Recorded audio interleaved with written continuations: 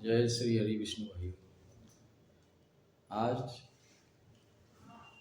हम आपको ये बताना चाहते हैं कि जैसे शेड्यूल कास्ट के लोग जो मुकदमेबाजी करते हैं या जो उनके साथ अत्याचार होता है उसके लिए जो मुकदमे दर्ज होते हैं, उसमें हमने देखा है कि एससी वर्ग के लोग परेशानी की वजह से या तो उन मुकदमों में कंप्रोमाइज़ कर लेते हैं और या उनको दमदारी से लड़ते नहीं हैं। तो मेरा ये उन भाइयों को सलाह है कि आप या तो मुकदमेबाजी करो मत, और अगर कोई आपकी तरफ से एससी एसटी का मुकदमा लिख गया है तो उसे पूर्ण रूप से लड़ें। उस उन मुकदमों में ना तो कंप्रोमाइज़ करें, और जब आप कंप्रोमाइज़ कर लेते हैं अपनी परेशानियों के कारण, तो कोर्ट का नज़रिया ये होता है कि भाई एससी वर्ग गरीब है, लाचार है, इस कारण से उसने पैसे ले लिए और अब अपने बयान बदल रहे हैं, जिससे कि पूरे एससी समाज की छवि खराब होती है।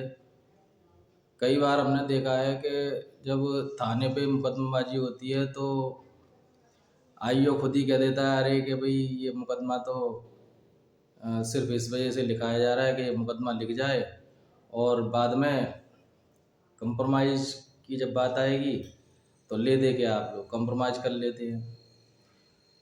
तो मेरा सभी एससी वर्ग के लोगों से ये एक निवेदन है कि जब मुकदमा चल रहा होता है तो सरकार खुद मुकदमा लड़ने के लिए भी पैसा देती है।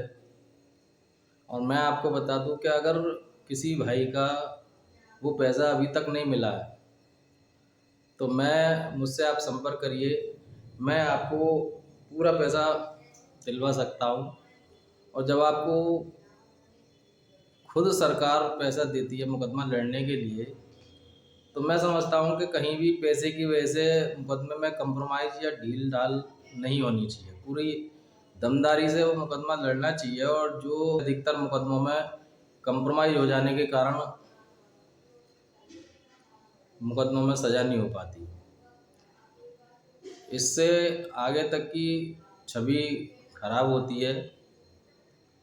भाई आपको सब जगह से सपोर्ट मिल रही है, एससी एसटी के मुकदमों में जब सरकार पैसा दे देती है और इतना पैसा दे देती है कि शायद मुकदमे में पूर्ण रूप से खर्च भी नहीं होता, इतना पैसा मिलता है। हालांकि ये बात सही है कि जब वो पैसा मिलना होता है तो उसमें परेशानियां होती हैं और बीच के लोग काफ़ी हद तक पैसा खा जाते हैं, लेकिन उसके बावजूद भी इतना पैसा मिल जाता है कि आप मीडियम वकील को लेकर के उस केस को फेस कर सकें और दोषी को सज़ा दिला सकें। लेकिन जो देखा जाता है वो ये है कि ज़्यादातर मुकदमों में एससी एसटी के लोग कंप्रोमाइज़ कर लेते हैं, जिस कारण से दोषियों को सज़ा नहीं हो पाती।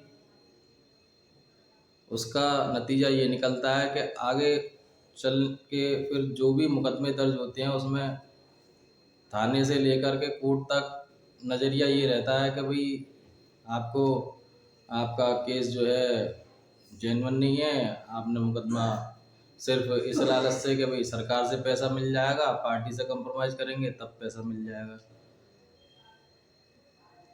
तो इस चीज़ को भी ध्यान रखें। अगर आपने वाकई में कोई मुकदमा सच्चा लिखवाया है तो उसमें पूर्ण रूप से आप ये विश्वास करें कि उसमें दोषी को सज़ा होनी ही है, कहीं भी बचना नहीं है। अगर आप बयान सही से लिखाएंगे कोर्ट में, सरकारी वकील आपका होता है, वो अगर मुल्जिम कभी आपको दिखता है कोर्ट में बात करते हुए तो आप ये नज़रिया ना बनाएं कि सरकारी वकील साहब मिल गए हैं या पेशकार मिल गया है। बहुत सी मामलों में ये हो जाता है कि जब आप देखते हैं अपने पक्षी को कि भाई वो किसी से बात कर रहा है, तो आप ये सोचते हैं कि उसका जो है दूसरी पार्टी से समझौता हो गया है या उससे कुछ स्वार्थवश वो आपका काम बिगाड़ देगा। तो ये चीज़ ना सोचें। आप सिर्फ अपने बयानों को और अपने केस को ध्यान से और ये सोचते हुए कि भाई इसने आपके साथ गलत किया है, दोषी को सज़ा दिलानी है, इस उद्देश्य से मुकदमा लिखवाएं और फिर उसको अंत तक यही उद्देश्य होना चाहिए कि भाई इसने जब गलत किया है तो इसको सज़ा होनी चाहिए। और मेरा सिर्फ इतना सा निवेदन है कि अगर कहीं कोई दिक्कत आ रही है तो मेरे नंबर पर आप मैसेज करके, ये चैनल पर मैसेज कर कर आप मुझसे पूछ सकते हैं और मैं आपको हर तरह की समस्या के समाधान में रास्ता बताऊंगा। और कहीं अगर किसी भाई का SC ST के मुकदमे का पैसा रुका हुआ है तो मैं उसे भी दिलवाने के लिए सक्षम हूँ। आपको पैसा दिलवाया जाएगा। SC ST के मुकदमे में कहीं भी कोई ढील नहीं होनी चाहिए। आंकड़े कई सालों के ये बताते हैं कि भाई मुकदमा लिखता है लेकिन अंत में जाके कंप्रोमाइज़ हो जाता है, दोषी छूट जाते हैं।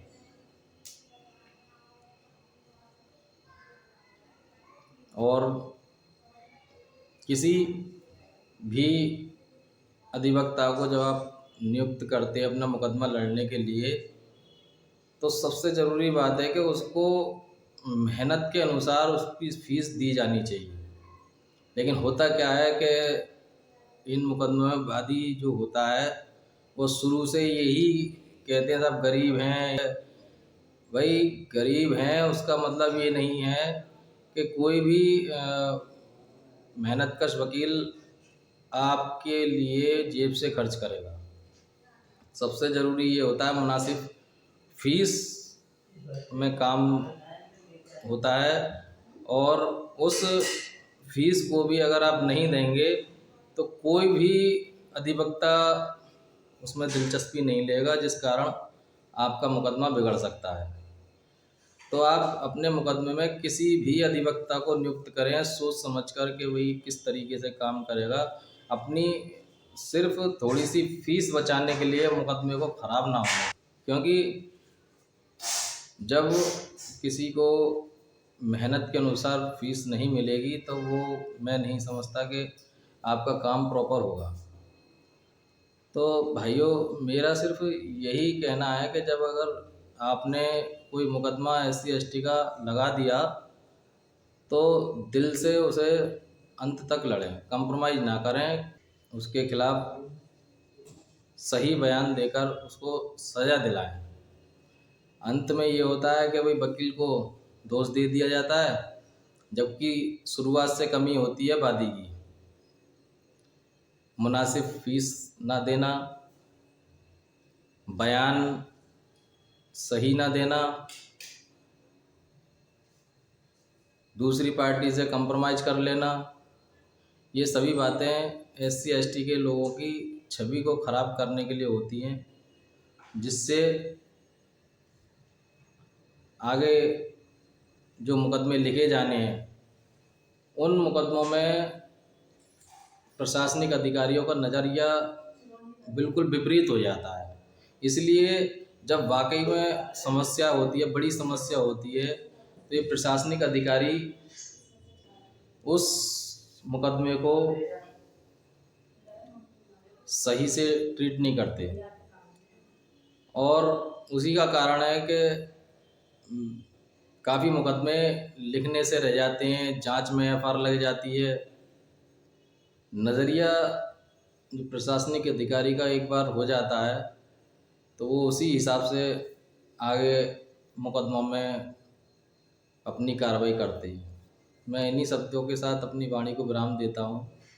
अगर भाइयों आपको कोई समस्या हो तो आप मेरे इस YouTube चैनल पर कमेंट कर मुझसे पूछ सकते हैं, व्हाट्सएप पर कमेंट करके पूछ सकते हैं। मैं आपकी हर तरीके से मदद करूँगा। कहीं भी स्थिति ये ना आए कि किसी कारण से आपको कॉम्प्रोमाइज़ करना पड़े। जय हिंद, जय भारत।